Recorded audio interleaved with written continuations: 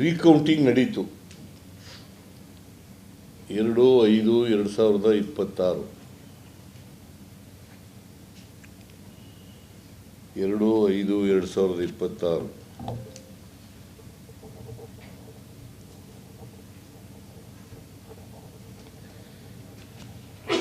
23ರಲ್ಲಿ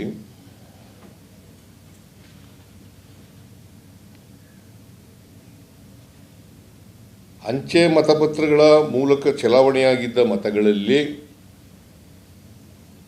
569 ಮತಗಳು ಟಿ.ಡಿ. ರಾಜೇಗೌಡರಿಗೆ ಲಭಿಸಿದ್ದವು. 569 ಮತಗಳು. ಮರು ಎಣಿಕೆಯಲ್ಲಿ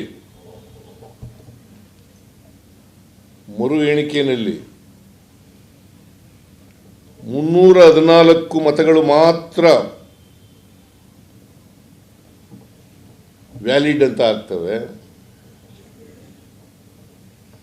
ಅದರಲ್ಲಿ 255 ಮತಗಳು ಕಡಿಮೆ ಆಗಿದ್ದಾವೆ.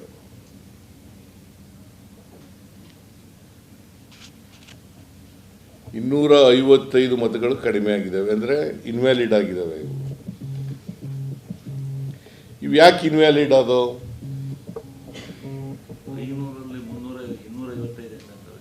ಅದೇನೇ 569 ಮತಗಳು ಬಂದಿದ್ದು ಅಂತ ಸರಿಯಾಗಿದ್ದಾವೆ, ಇವೆಲ್ಲ ವ್ಯಾಲಿಡ್ ಇದ್ದಾವೆ ಅಂತ ಮಾಡಿದರು ಇಂದಿನ 23ರಲ್ಲಿ. ಈಗ 255 ಅಂಚೆ ಮತಗಳು ಇನ್ವ್ಯಾಲಿಡ್ ಆಗಿದ್ದಾವೆ ಅಂತ ಆಗಿದೆ.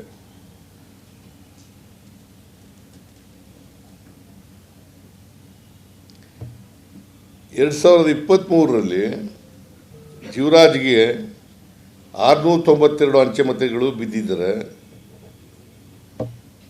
ಮರು ಎಣಿಕೆಯಲ್ಲಿ 690 ಮತಗಳು ಲಭಿಸಿವೆ.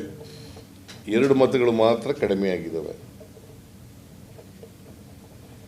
ಜೀವರಾಜ್ಗೆ ಬಿದ್ದಿರ್ತಕ್ಕಂಥ ಮತಗಳು 2, ಅವ್ರಿಗೆ ರಾಜೇಗೌಡನಿಗೆ 255 ಮತಗಳು ಕಮ್ಮಿಯಾಗಿದ್ದಾವೆ.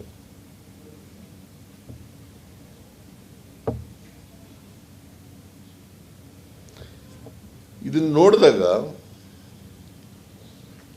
ಬಹಳ ಸ್ಪಷ್ಟವಾಗಿ ಗೊತ್ತಾಗುತ್ತೆ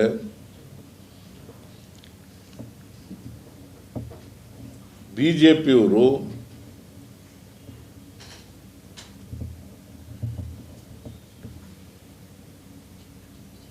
ಕ್ರಿಮಿನಲ್ ಕಾನ್ಸ್ಪಿರಸಿ ಮಾಡಿ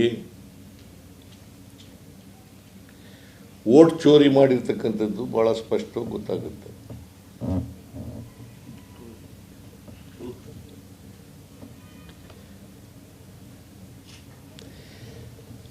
ಯಾಕೆ ಇನ್ವ್ಯಾಲಿಡ್ ಆದವು ಅಂತಂದರೆ, ರಾಜೇಗೌಡನಿಗೆ ಬಿದ್ದಿದ್ದಂಥ 255 ಮತಗಳು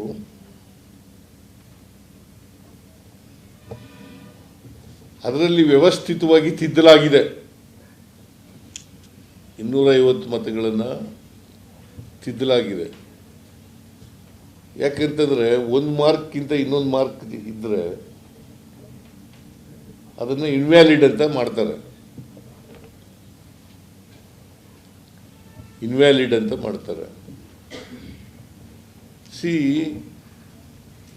ಇಂದಿನ ರಿಟರ್ನಿಂಗ್ ಆಫೀಸರು ವ್ಯಾಲಿಡ್ ಅಂತ ಮಾಡಿದಾಗ ಈಗ 255 ಮತಗಳನ್ನು ಇನ್ವ್ಯಾಲಿಡ್ ಅಂತ ಮಾಡಿದಾಗ ಬೇರೆ ಒಂದು ಮಾರ್ಕ್ ಇದೆ, ತಿದ್ದಿದ್ದಾರೆ ಅಂತೇಳಿ